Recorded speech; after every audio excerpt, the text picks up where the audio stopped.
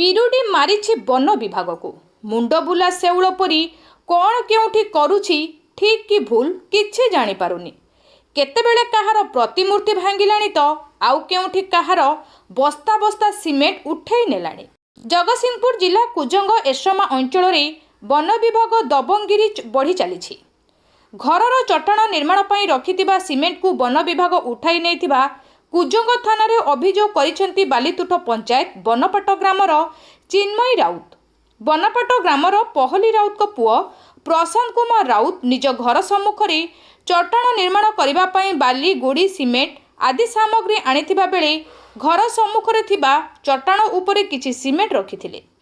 ବାଲିତୁଠ ବନପାଳ ପଦ୍ମନାଭ ରାଉତଙ୍କ ନେତୃତ୍ୱରେ କିଛି ବନ କର୍ମଚାରୀ ଚଟାଣ ଉପରେ ରଖିଥିବା 33 ବସ୍ତା ସିମେଣ୍ଟକୁ ଉଠାଇ ନେଇଥିବା ଚିନ୍ମୟୀ ରାଉତ ଥାନାରେ ଲିଖିତ ଅଭିଯୋଗ କରିଛନ୍ତି। ଚିନ୍ମୟୀ ରାଉତ ଆମ ଘର କାମ ପାଇଁ ବାଲି, ଗୋଡ଼ି, ସିମେଣ୍ଟ ଆସିକି ଆମ ଘର ଆଗରେ ଥୁଆ ହେଇଥିଲା। ମୁଁ ହଠାତ୍ ଦେଖିଲା ବେଳକୁ ସେ ସିମେଣ୍ଟ ଉଠାଉଛନ୍ତି। ଫରେଷ୍ଟର ଲୋକ। ମୁଁ ଯାଇ ମୋ ସ୍ୱାମୀକି ଡାକିଲି, ମୋ ସ୍ୱାମୀ ଆସି ବନ୍ଦ କରିଲେ। ତାଙ୍କ ସାଙ୍ଗରେ ସିଏ ବି ମୋ ସ୍ୱାମୀ ସାଙ୍ଗରେ ପାଟିତୁଣ୍ଡ କଲେ। ମୋ ସ୍ୱାମୀକି ବି ଧକ୍କା ମାରିଲେ।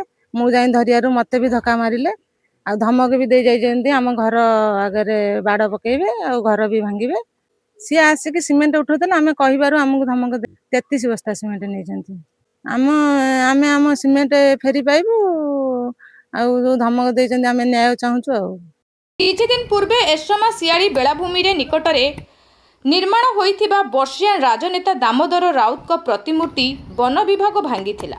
ପ୍ରତିମୂର୍ତ୍ତି ଭାଙ୍ଗି ବିବାଦ ଘେରରେ ଛନ୍ଦି ହୋଇଛି ବନ ବିଭାଗ।